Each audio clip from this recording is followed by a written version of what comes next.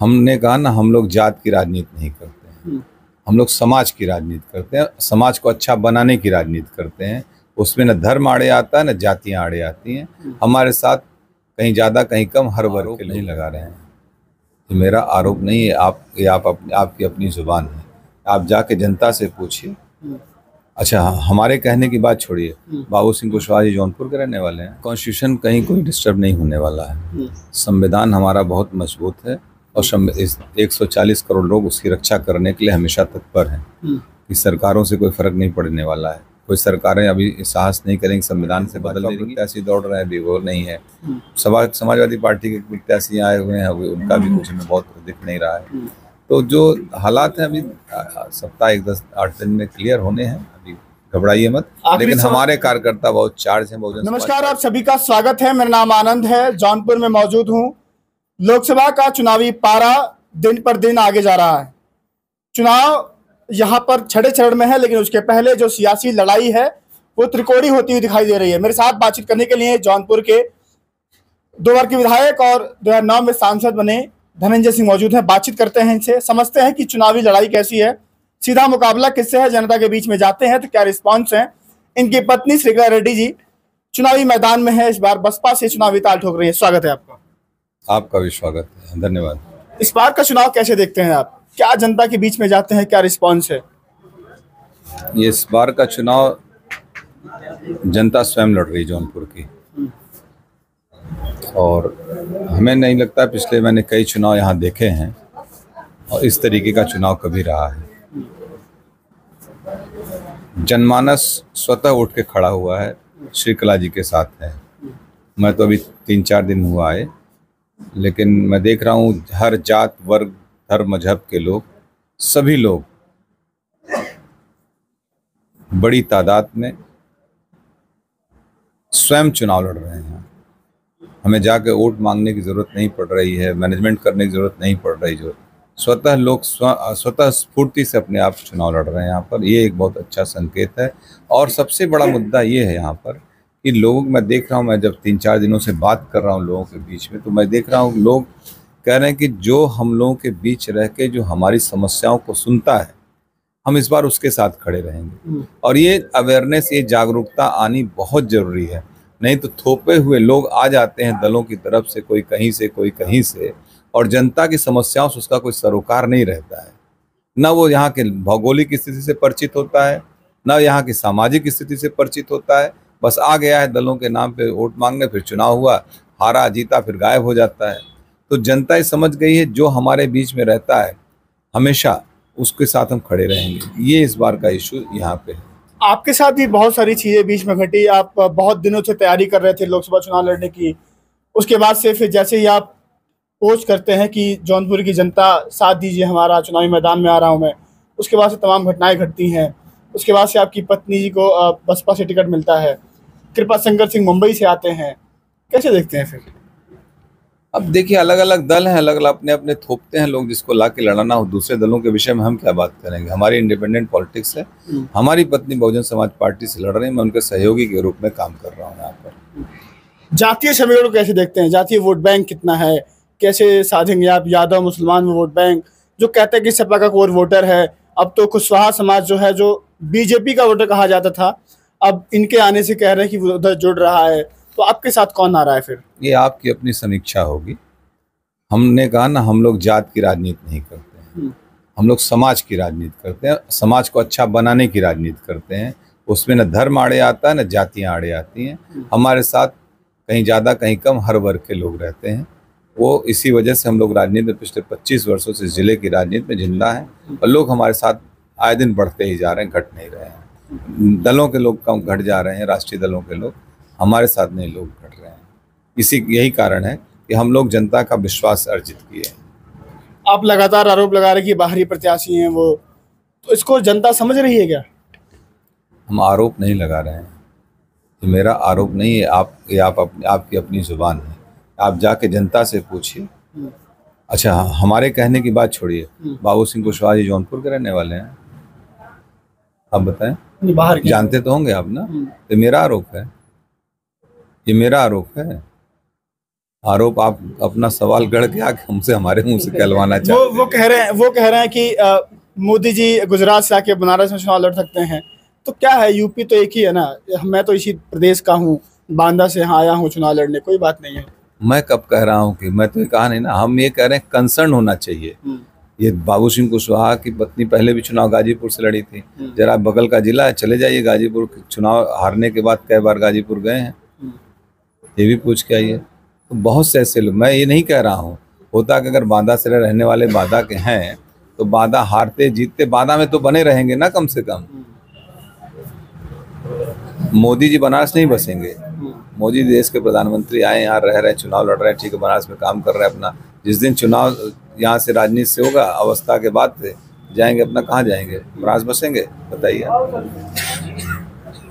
अच्छा, तो ये बात नहीं कहनी चाहिए। हम लोग कह रहे हैं, हम लोग की छोटी राजनीति है, ये बड़े मुद्दे की बात नहीं है। हम लोग की छोटी राजनीति, अपने जिले में स्थानीय बहुत इश्यूज है हमारे यहाँ, और वो इश्यूज एड्रेस नहीं हो पाए पिछले 10 सालों में, और इसलिए लोगों को समस्या है जौनपुर की। जो आप देखते हैं कि अगर आपकी पत्नी सांसद बनती हैं तो कौन से मुद्दे हैं कि जौनपुर में ये कमी है? बड़ा जिला है, 9 विधायक आते हैं, 2 MP आते हैं। पहले 10 विधायक आया करते थे। 2009 का जो परिसीमन हुआ उसमें 9 विधायक हो गए। यहाँ बहुत से इश्यूज हैं। किसानों का सबसे बड़ा इश्यू है यहाँ पर कि हमारे पास किसानों को लेकर न उनके लिए हम एक अच्छी बाजार दे पा रहे हैं, उनके जो उपज है उसके लिए मार्केट हो, वो नहीं है आज की डेट में। यहाँ पर वो मिलनी चाहिए, यहाँ पर उसके लिए लॉजिस्टिक अच्छी होनी चाहिए, अच्छे कोल्ड चेन होनी चाहिए। 5 नदियों का किनारा है ये, यहाँ पर सब्जी की खेती बहुत अच्छी होती है। उस दिशा में सरकारों ने कोई काम नहीं किया है। हम किसी एक सरकार को दोष नहीं देंगे, लेकिन किसान के इश्यूज को एड्रेस करना बहुत ज़रूरी है। जिस तरीके से सरकारी नौकरी की कमी हो रही है और हम प्राइवेटाइजेशन की तरफ बढ़ रहे हैं, उससे बेहतर है लोग अपने आत्मनिर्भर बने तो ज़्यादा अच्छा। जो हालात हैं इस समय, कम से कम किसान समृद्ध हो, उसकी उपज को अच्छी कीमत मिल सके, अपनी उपज वो अच्छे से रख सके, ख़राब ना हो। हमारे यहाँ आलू की खेती बहुत होती है, आलू सड़ जाता है खेतों में, बेचारे किसानों को ₹2 किलो बेचना पड़ता है। वही व्यापारी खरीदते हैं, कोल्ड स्टोरेज में रखते हैं, 1 महीने बाद उसी आलू को ₹10, ₹12, ₹15 किलो बेचते हैं। क्या सरकार अपने कोल्ड स्टोरेज बना के वहाँ पे किसानों के सामान को स्टोर करके उसके प्रॉफिट बेसिस पे किसानों के साथ सरकार तो दावा कर रही है ना लगातार कि 10 साल में किसानों की आय दोगुनी हो गई है, किसान सम्मान निधि मिलता है, किसान खुशहाल है। किसान सम्मान निधि 6,000 रुपए साल भर में मिलता है। साल भर में 6,000। तो कितना रुपए महीने हुआ? महीने का 500 हुआ। 500 रुपए बेरोजगारी भत्ता भी मुलायम सिंह जी देते थे। 2003 में हम लोग इंडिपेंडेंट विधायक थे। तो क्या इससे समस्या का समाधान हो जाएगा? इससे समाधान ये नहीं है। बात यह है कि आलू की अच्छी, मान लीजिए यहाँ पे अच्छी उपज हो रही, तो आलू सड़ने ना पाए, और किसान सरकारी कोल्ड स्टोरेज होने चाहिए, और इस पे कोऑपरेटिव सिस्टम डेवलप करे सरकार। हम एक सरकार को दोष नहीं दे रहे हैं, सरकारों को चाहिए कोऑपरेटिव सिस्टम डेवलप करे ब्लॉक स्तर पे, जो किसानों को उपज हो उसके लिए जो लॉजिस्टिक हो, कोल्ड चेन हो, सरकार उपलब्ध कराए, लोग वहाँ रखें, और मुनाफे के आधार पे सरकार कहाँ से लाएगी? सरकार को भी मुन्ना हो और किसानों को फायदा हो। इस एक मैकेनिज्म बनाना चाहिए। मेरा तो एक सुझाव है, बाकी एक्सपर्ट इस दिशा में बहुत से काम कर रहे हैं, कृषि के एक्सपर्ट्स इस देश में बहुत हैं, वो ज़्यादा अच्छे सुझाव देंगे। क्यों नहीं उनके सुझावों को मान के काम किया जाता है? हम लोग जब क्षेत्र में घूमते हैं तो युवा बेरोजगारी से बहुत परेशान है। वो बहुत छोटे छोटे काम करने के लिए विवश हैं, अच्छी पढ़ाई लिखाई करने के बाद। तो रोजगार को लेकर के रोजगार सृजन कैसे होगा जौनपुर में? जौनपुर के युवाओं को रोजगार कैसे मिलेगा फिर? देखिए, डेंसिटी ऑफ पॉपुलेशन जौनपुर में बहुत ज़्यादा है, 60 लाख आबादी है जौनपुर की लगभग। तो स्वाभाविक सी बात है, रोजगार इतने हैं नहीं। तो मैंने यही कहा ना, आत्मनिर्भर लोगों को होना पड़ेगा, कोऑपरेटिव कल्चर डेवलप का। 140 दुनिया में आज सबसे ज़्यादा आबादी का मुल्क भारत हो गया है, और क्षेत्रफल हमारा कम है। चाइना का 3 गुना हमसे क्षेत्रफल, हमारी आबादी उनसे ज़्यादा हो गई है। तो वो सब भी मैकेनिज्म, इसको यहाँ की आबादी एसेट के रूप में बने, लाइबिलिटी न नेशन पे बने, ये सरकार को ध्यान दें, चाहे स्टेट गवर्नमेंट चाहे सेंट्रल गवर्नमेंट हो, सभी को इस दिशा में ध्यान देने की आवश्यकता है। लगातार बीजेपी 400 का नारा दे रही है, 400 पार, उसमें जौनपुर भी आता है। कैसे रोकेंगे आप जौनपुर में? सभी दल नारा देते हैं चुनाव में, कोई 400 देगा, कोई 500 देगा, कोई 80 देगा, देते रहते हैं नारा। समझ रहे हैं, नारों पे नहीं जाना चाहिए। लोग अपना चुनाव लड़ते हैं, इसके पहले भी नारे बहुत दिए गए हैं। क्या नारे सारे कंप्लीट हो जाते हैं क्या? नारा, राजनीतिक दल हैं, राजनीतिक दल अपने कार्यकर्ताओं को मॉरल बूस्टअप करने के लिए नारे लगाते हैं, लेकिन जौनपुर में बहुजन समाज पार्टी चुनाव जीतेगी, हम आपको बताएं।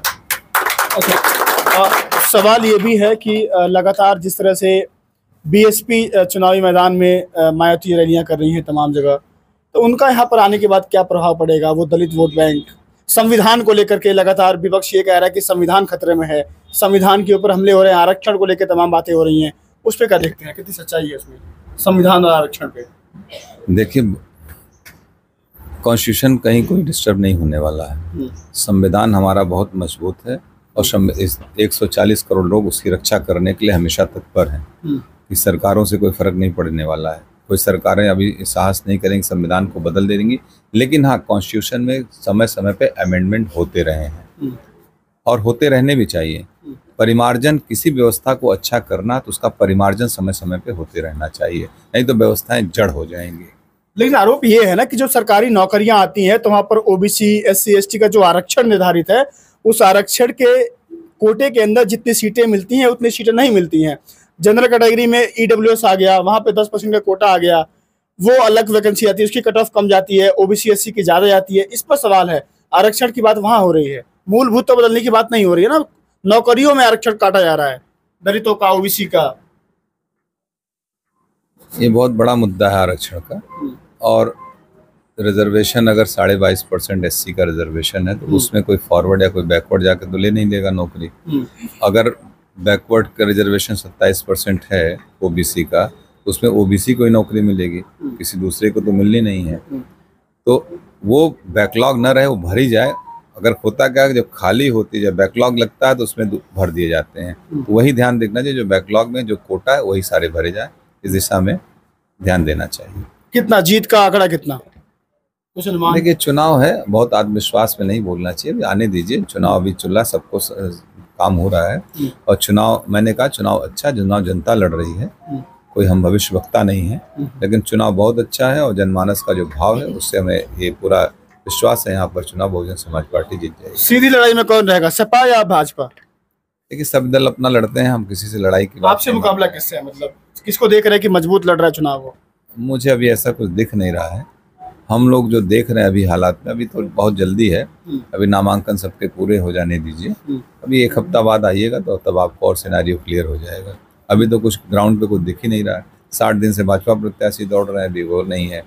समाजवादी पार्टी के प्रत्याशी आए हुए हैं, अभी उनका भी कुछ में बहुत दिख नहीं रहा है।